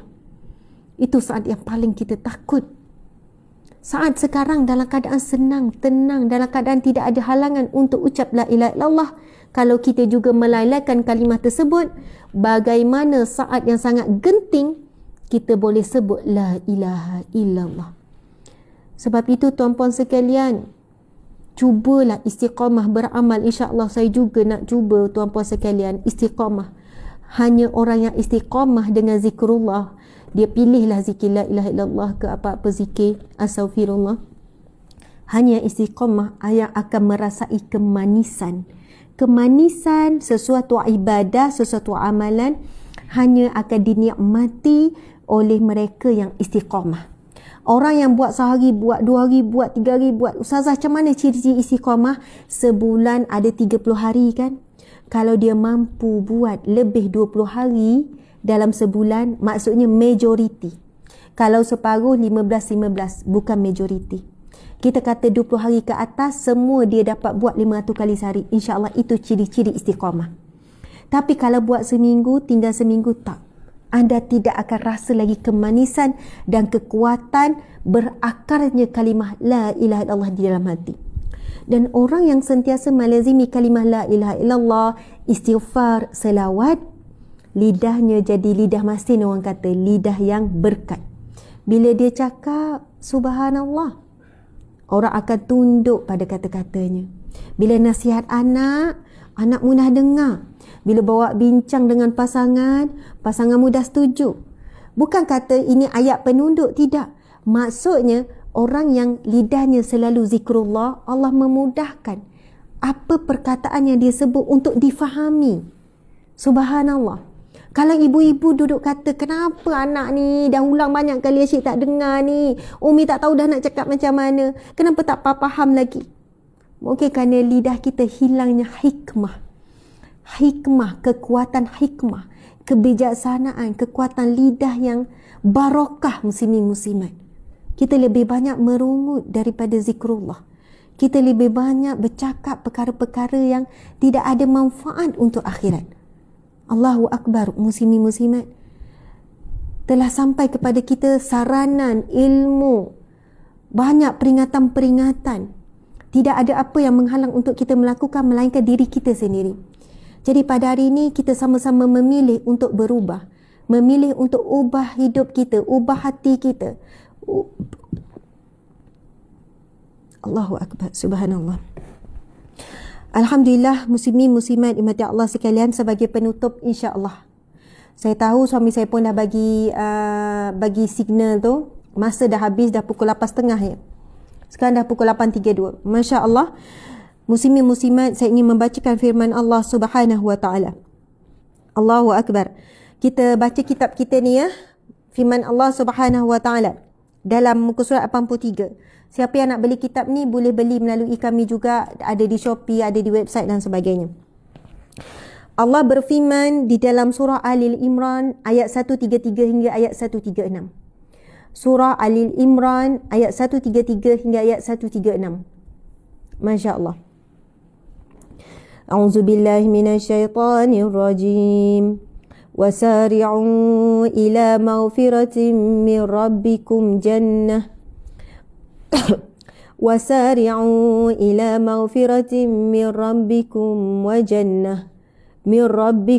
وجنة أرضها السماوات والأرض أعدت للمتقين الذين ينفقون في السراء والضراء والكاظمين الغيظ والعافين عن الناس والله يحب المحسنين والذين إذا فعلوا فاحشة أو ظلموا أنفسهم ذكروا الله فاستغفروا لذنوبهم ومن يغفر الذنوب إلا الله ولم يصروا على ما فعلوا وهم يعلمون أولئك جزاؤهم مغفرة من ربهم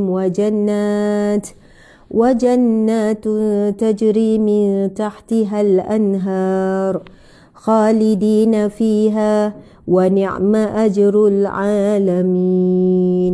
Sadaqallahul Azim, yang bermaksud, dan bersegeralah kamu mencari ampunan daripada Rabbmu dan mendapatkan syurga yang luasnya seluas langit dan bumi yang disediakan bagi orang-orang yang bertakwa, iaitu mereka yang berinfak, yang melakukan sedekah baik di waktu lapang maupun sempit, dan orang yang menahan amarahnya dan memaafkan kesalahan orang lain.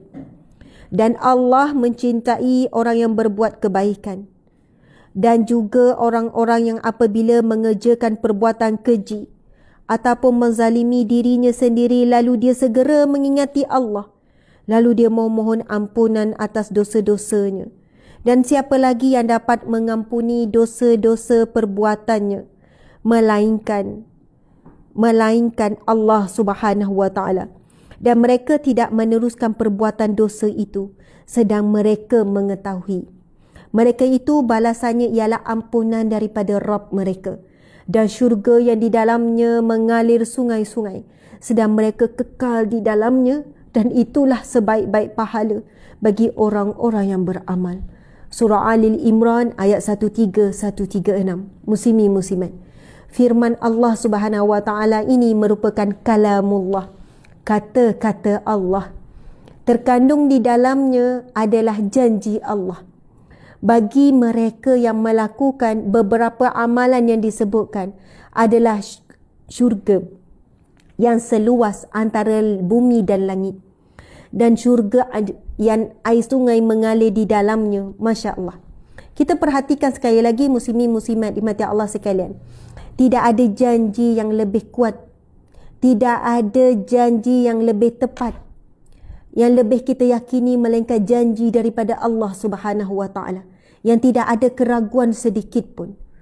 Tinggal lagi kita sebagai orang yang menerima, orang yang mendengarkan firman Allah ini, untuk berpegang teguh ataupun kita melalaikan daripada apa yang Allah telah sediakan di hadapan kita. Masya Allah. Sekali lagi kita tengok, Nabi Allah Subhanahu wa taala berfirman, dan bersegeralah kamu mencari ampunan daripada Rabbmu dan mendapatkan syurga yang luasnya seluas langit dan bumi yang disediakan bagi orang-orang yang bertakwa. Allah sebut syurga yang seluas antara langit dan bumi. Tuan-puan sekalian, langit tidak pernah boleh dicapai oleh manusia, walaupun manusia akan mencapai satu tahap teknologi yang paling tinggi satu saat nanti. Tidak ada apa-apa alat ataupun teknologi ataupun kapal angkasa yang boleh sampai walaupun ke langit yang pertama. Tidak akan mampu.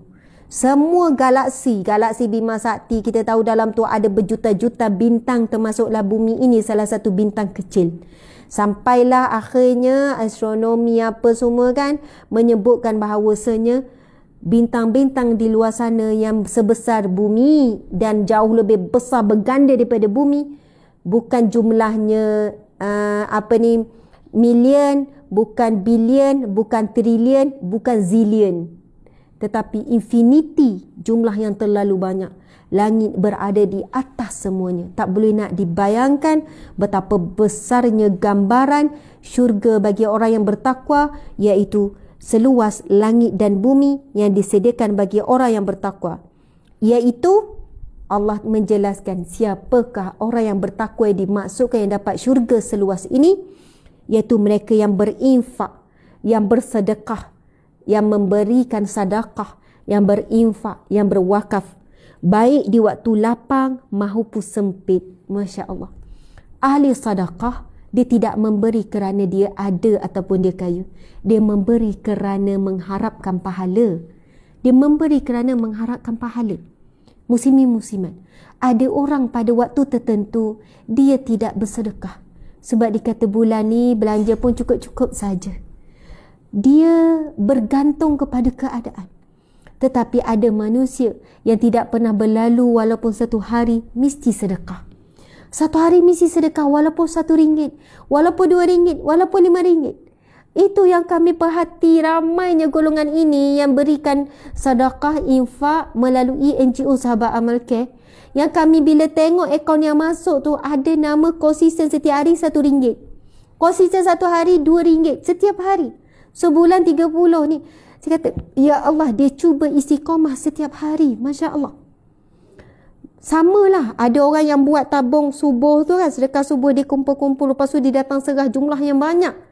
Dia kata, hari-hari Ustazah cuba istiqamah dan tidak mahu kalau satu hari meninggal pada hari yang tidak ada sedekah. Dan ciri-ciri yang pertama orang yang bertakwa, yang Allah sebut dalam surah Al-Imran ayat 133 ini, mereka yang diberikan syurga seluas langit dan bumi, iaitu mereka yang berinfak baik di waktu lapang maupun sempit. Itu yang pertama, ciri-ciri orang yang bertakwa yang diberikan syurga seluas langit dan bumi ini. Dan yang kedua, orang-orang yang menahan amarahnya dan memaafkan kesalahan orang lain. Masya Allah.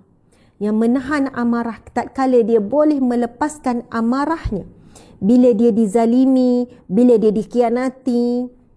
Puan-puan sekalian, sakit dikhianati ini tidak boleh digambarkan. Dan sesungguhnya orang yang paling berpotensi untuk menyakiti kita adalah orang yang paling kita sayang. Orang yang paling kita sayang.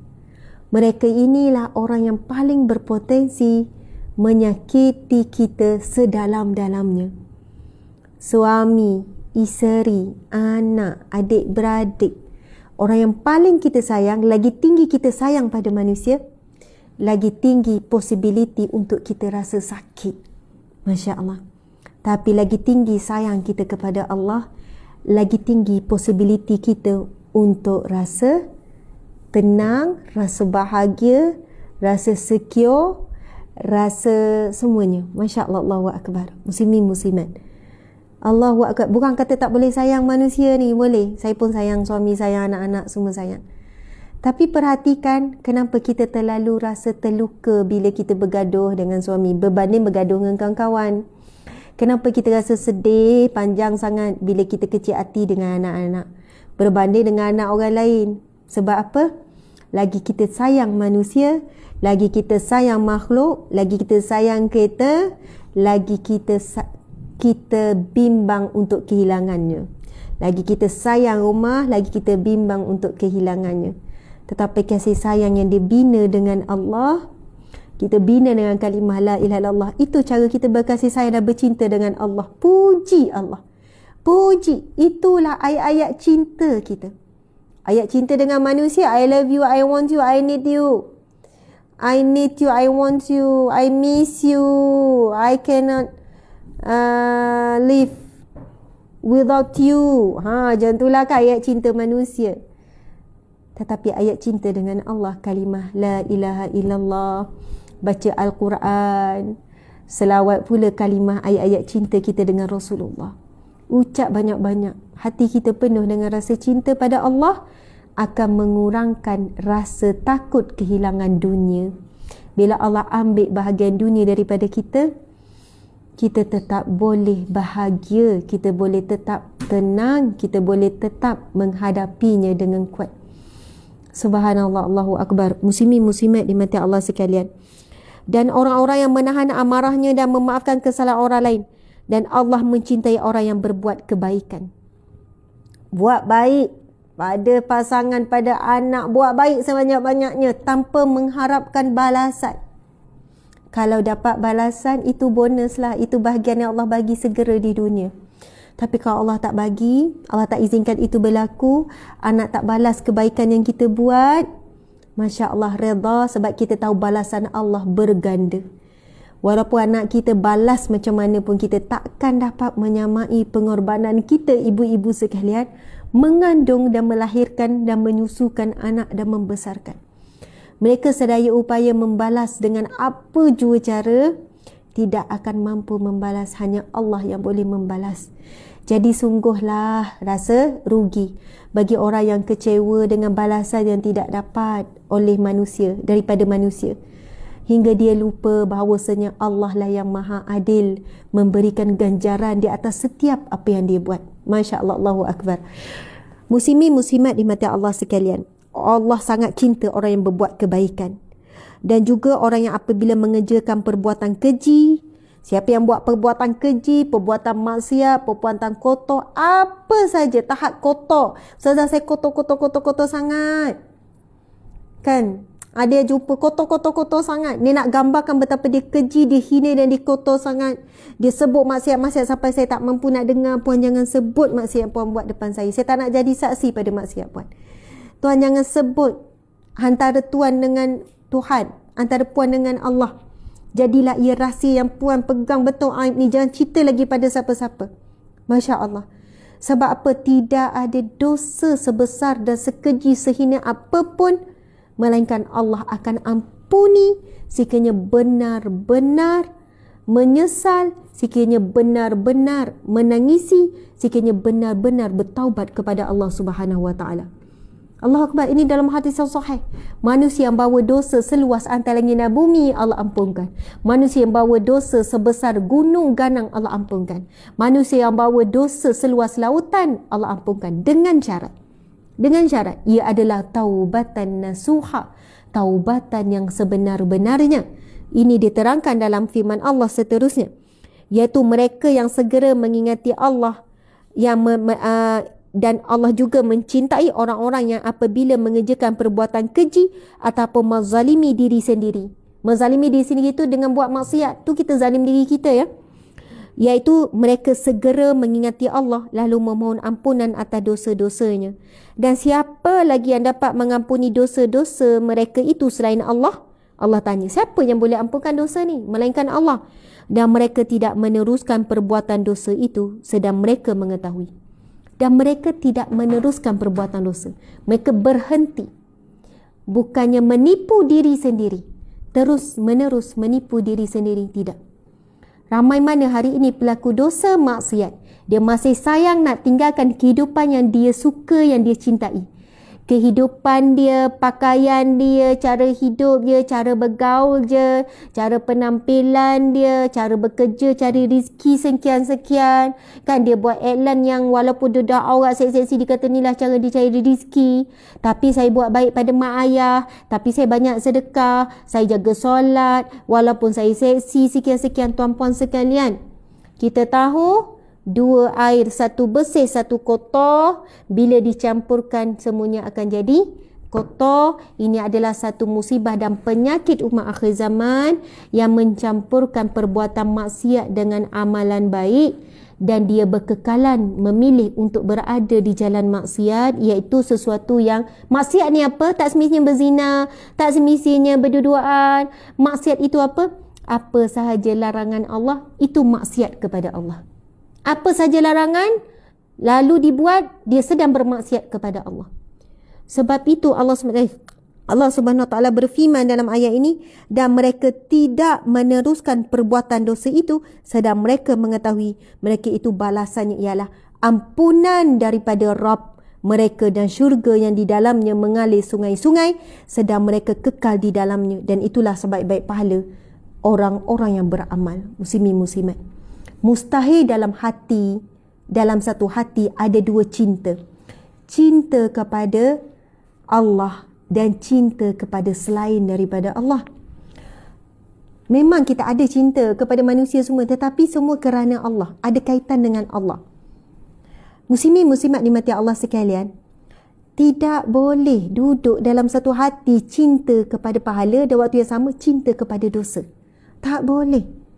Mesti kena berpindah daripada kerana kita cintakan pahala, cintakan jalan-jalan hijrah, jalan kebaikan, cintakan syurga, maka kita akan membuang cinta terhadap maksiat, membuang cinta kepada jalan-jalan menuju ke neraka. Itulah bukti cinta yang sejati, cinta yang tulus, cinta yang murni, cinta yang ikhlas. Subhanallah, Allahu Akbar. Muslimin muslimat di mata Allah sekalian, berusahalah kita berhenti menipu diri sendiri. Belajarlah untuk tinggalkan kehidupan yang dibelenggu dengan dosa dan maksiat. Kehidupan yang memang menggembirakan, meringankan dan menyeronokkan. Tetapi hati nurani kita tidak boleh menipu. Hakikat sebenarnya kita tidak tenang. Hakikat sebenarnya seolahnya ada perkara yang belum selesai. Kita masih belum merasai kemanisan dalam solat, kemanisan dalam zikrullah, selagi mana hati kita masih lagi redha dengan maksiat yang kita lakukan. Na'udzubillahi min zalik. Berusahalah insya-Allah. Alhamdulillah muslimin muslimat, esok kita akan sambung kuliah Riyadhus Shalihin kita ini dengan membacakan hadis yang ke-26, hadis yang ke-62. Minta maaf, hadis yang ke-62. Insya-Allah. Alhamdulillah muslimin muslimat, terima kasih sangat. Tetapi ada yang menuntut doa tu, saya akan pergi ke whiteboard. Ini doa yang Nabi SAW minta kita amalkan dan baca sebelum bagi salam untuk selamat daripada fitnah dajjal, fitnah kehidupan dan fitnah kematian, fitnah kubur, azab kubur dan juga fitnah api neraka. Komplit dalam doa ni semua fitnah, sebesar-besar fitnah. Ada 5 fitnah. Sebesar-besar fitnah. 5 apa dia? Fitnah azab kubur, fitnah azab api neraka, fitnah dajjal, fitnah hidup. Kehidupan ni banyak fitnah, banyak ujian maksudnya. Dan juga fitnah kematian, kematian su'ul khatimah, kematian yang buruk, kematian yang tidak boleh ucap kalimah syahadah dan sebagainya.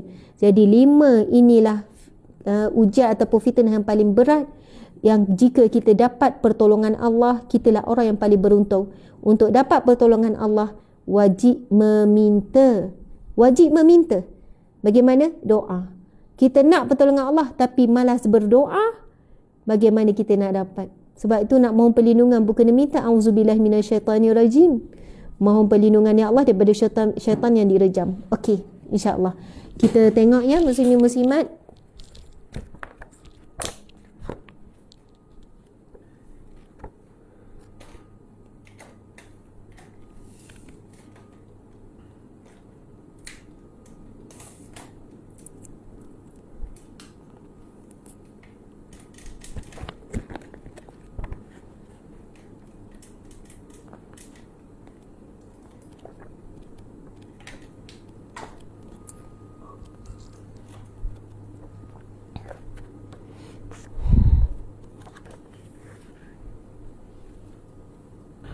Subhanallah, alhamdulillah, wa la ilaha illallah, wallahu akbar. Subhanallah, walhamdulillah, wa la ilaha illallah, allahu akbar. Ini adalah doa daripada hadis yang sahih riwayat Muslim nombor 588. Hadis sahih riwayat Muslim. Hadis masya-Allah.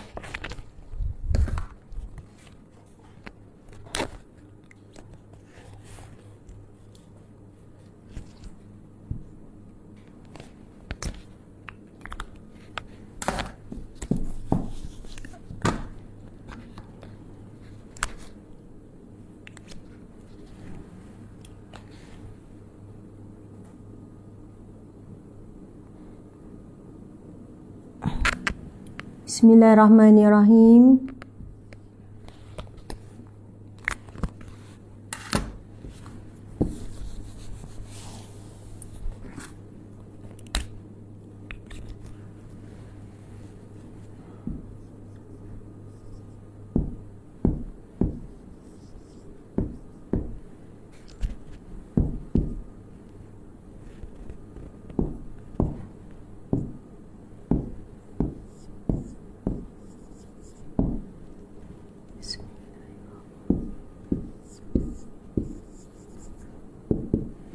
Bismillahirrahmanirrahim.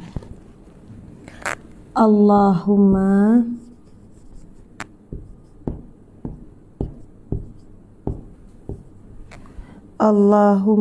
inni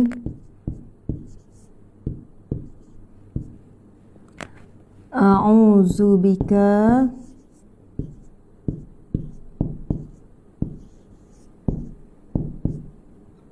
Ini Nabi ajarkan doa ni muslimin muslimat. Allahumma inni a'udzubika min azabi jahannam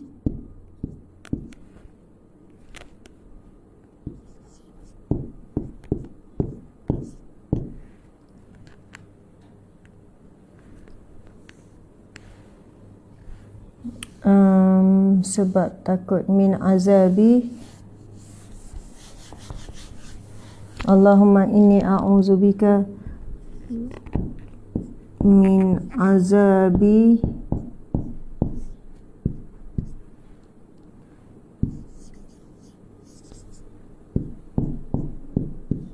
jahannam wa min azabil qabr.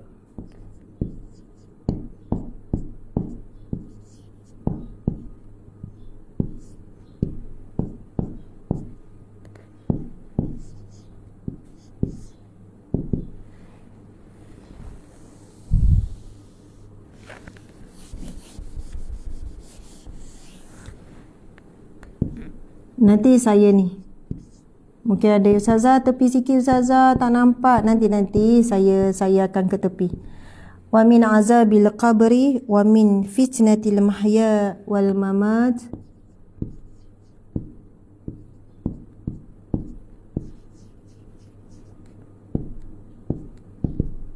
Mungkin lah ya ustazah, saya dah hafal tapi lain sikit lah ya. Tak ada masalah, berubah sikit-sikit tapi masih sama. Wa min fitnatil mahya.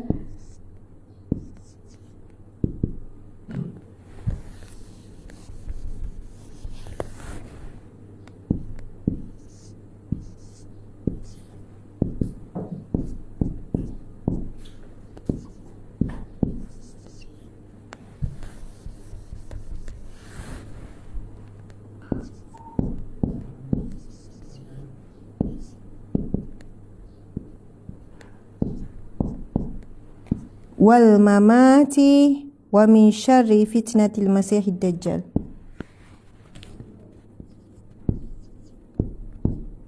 Wa min syarri fitnati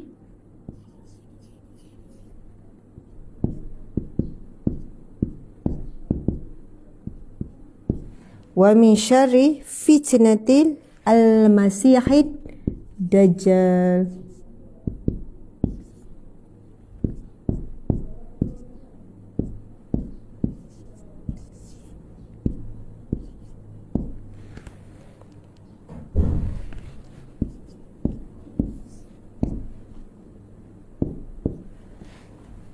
Okey, tuan-puan sekalian, ini adalah hadis riwayat Muslim. Hadis riwayat Muslim. Hadis sahih riwayat Muslim.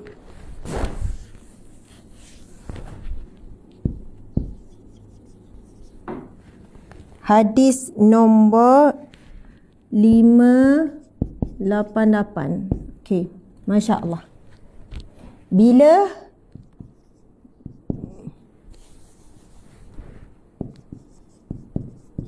Bila waktu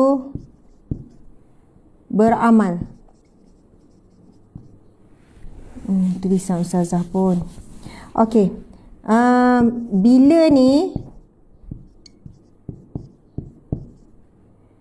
ini berdasarkan hadis Nabi SAW, iaitu selepas bacaan tasyahud akhir ataupun kita panggil tahiyat akhir. Tahiyat akhir. Ingat tak kalimah tahiyat akhir apa dia sebelum bagi salam tu? Innaka Hamidum Majid, kan? Innaka Hamidun Majid. Maksud apa innaka Hamidum Majid? Innaka, sesungguhnya engkau lah yang maha terpuji. Majid, nama Allah yang Majid. Boleh tak Ustaz tolong tengok? Terlupalah nama maksud Majid. Ni Asma'ul Husna. Ya, Hamid terpuji, Majid lupalah pula. Ada nama Allah yang Majid. Innaka Hamidum Majid, sesungguhnya engkau lah ya Allah yang maha terpuji. Dah baca ni, jangan bagi salam lagi. Jangan bagi salam lagi muslimin muslimat. Innaka Hamidum Majid, engkaulah ya Allah, sesungguhnya engkaulah ya Allah yang maha terpuji dan yang maha mulia. Majid, mulia. Jangan bagi salam lagi Assalamualaikum warahmatullahi. Jangan masa tu baca doa ni. Subhanallah, ini adalah doa yang menjadi amalan Nabi SAW. Dan ini adalah doa yang Nabi ajarkan sebelum kamu memberi salam. Selepas baca tahiyat, Nabi kata bacalah doa ini. Sebab tu kita sebut Nabi SAW bukan hanya memberikan kepada kita khabar-khabar, tanda-tanda kiamat, tanda-tanda akhir zaman dan sebagainya. Tetapi Nabi juga memberikan kepada kita bagaimana untuk menghadapinya. Bagaimana kita nak hadapi? Dengan pertolongan Allah. Bagaimana nak dapat pertolongan Allah? Mesti meminta dan bermohon. Bagaimana nak meminta bermohon? Inilah dia.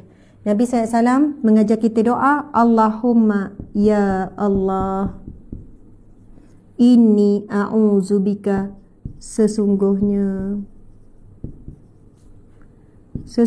daku mohon,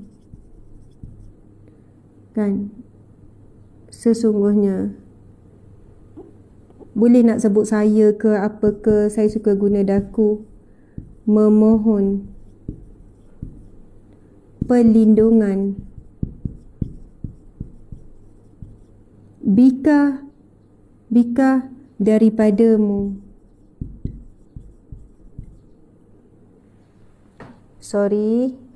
Kita buat macam ni lah. Bika denganmu. Aku memohon perlindungan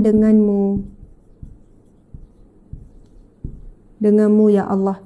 Min azabi jahannam, daripada, mohon perlindungan dengan Allah daripada apa? Daripada azab api neraka. Wa min, dan daripada azab kubur. Mak ayah, kekayaan, pangkat, semua kata kubur bila kita mati. Tak ada apa boleh tolong kita kecuali Allah dengan rahmatnya melindungi kita daripada azab kubur. Wa min fitnatil mahyat, dan kita mohon perlindungan dan daripada fitnah. Fitnah ini boleh masuk juga ujian ataupun godaan ataupun tipu daya. Boleh faham ya? Ujian, godaan, tipu daya. Al-mahya. Ni kan nanti takut tak boleh baca lah pula tulisan bawah ni. Okay, godaan min syarri. Ujian, godaan, saya tulis sini ya, tipu daya. Al-mahya, kehidupan. Tipu daya hidup dan juga kematian. Wa min syarri, dan daripada, mohon perlindungan daripada apa? Syarri, daripada kejahatan. Syar ni kejahatan, kemusnahan, macam-macam lah. Fitnah, bagi kepada tipu daya, ujian, godaan. Al-Masihid Dajjal. Al-Masihid Dajjal. Kenapa Isa Al-Masih, Dajjal Al-Masih? Maksudnya di sini adalah kerana Ad-Dajjal nanti keluar juga, dia mengaku dialah yang suci, dialah yang bawa kebenaran, dialah yang bawa panji-panji kemenangan, supaya manusia ini keliru. Mana satu Al-Masih Isa Al-Masih, mana satu Dajjal Al-Masih. Dan ramai manusia kerana sangat sayang untuk tinggalkan dunia dan sangat mencintai dunia akan menjadi pengikut besar Dajjal, sebab Dajjal membawakan kebahagiaan yang jelas di hadapan mata melalui sihirnya dan sebagainya. Masya Allah. Muslimin muslimat dimati Allah sekalian, insya-Allah kita akan jadikan doa ini. A'udzubillahi minasyaitanirrajim. Allahumma inni a'udzubika min azabi jahannam wa min azabil qabr wa min fitnatil mahya wal mamat wa min syarri fitnatil masihil dajjal. Subhanallah. Kita akan baca setiap kali duduk tahiyat akhir tu. Kita dah mula nanti nak solat duha ke solat ni. Ustazah, kalau saya lupa, saya tak ingat Ustazah. Lepas tu kat tempat solat saya tampal kat dinding. Bila dah nak bagi salam tu, saya tengok. Boleh tak? Boleh. Boleh. Maksudnya dia ada tempat solat, dia tampal siap-siap. Lepas tu kan, bila tahiyat tu, dia baru tengah nak hafal ni kan, tapi nak teguh beramal. Lepas tu tampal lah dekat dinding. Masa solat tu tengok. Boleh tuan-puan sekian. Dibenarkan. Masya Allah. Dalam proses. Masya Allah. Ustazah, saya dah cuba hafal dah seminggu. Tak ingat-ingat juga. Belik sampai tak sudah semayang saya nanti. Boleh tak saya baca dalam bahasa Melayu? Doa tu, ya Allah, aku mau perlindungan daripada. Boleh. Tetapi dalam hati. Dalam hati. Ustazah, sama ke bahasa Melayu dalam hati dengan baca? Sudah tentu tidak sama. Barakah membaca doa sebagaimana lafaz Nabi SAW ada keberkatan yang berbeza. Jadi usahalah untuk hafal. Siapa yang berusaha dia akan berjaya. Di mana ada kemauan di situ di jalan. Macam-macam lah ya. Kalau tak dipecahkan buyung takkan dapat sagu. Macam-macam lah ayat tu nak bagi semangat. Memang boleh tuan-puan sekalian. Tulis, tampal lah dekat mana-mana penjuru rumah. Kat dapur tampal situ dampal. Suami tanya dah kenapa ni banyak tampal ni. Bang, ini doa daripada 5 fitnah. Cuba tengok 5 fitnah. Yang pertama apa? Azab api neraka. Yang kedua azab kubur. Yang ketiga fitnah hidup. Yang keempat fitnah mati. Yang kelima fitnah dajjal. Masya Allah. Lepas tu minta sisi keluarga semua hafal. Lepas tu tasmih, insya-Allah. Mudah-mudahan kita semua dilindungi oleh Allah Subhanahu Wa Taala daripada 5 fitnah yang boleh menghancurkan manusia sehancur-hancurnya, yang boleh menyebabkan manusia terpesong daripada jalan kebenaran. Insya-Allah. Mudah-mudahan Allah Subhanahu Wa Taala mengurniakan kita kemampuan untuk menghafal, beramal, istiqamah dengannya, insya-Allah. Mohon maaf salah dan silap. Terima kasih kepada semua.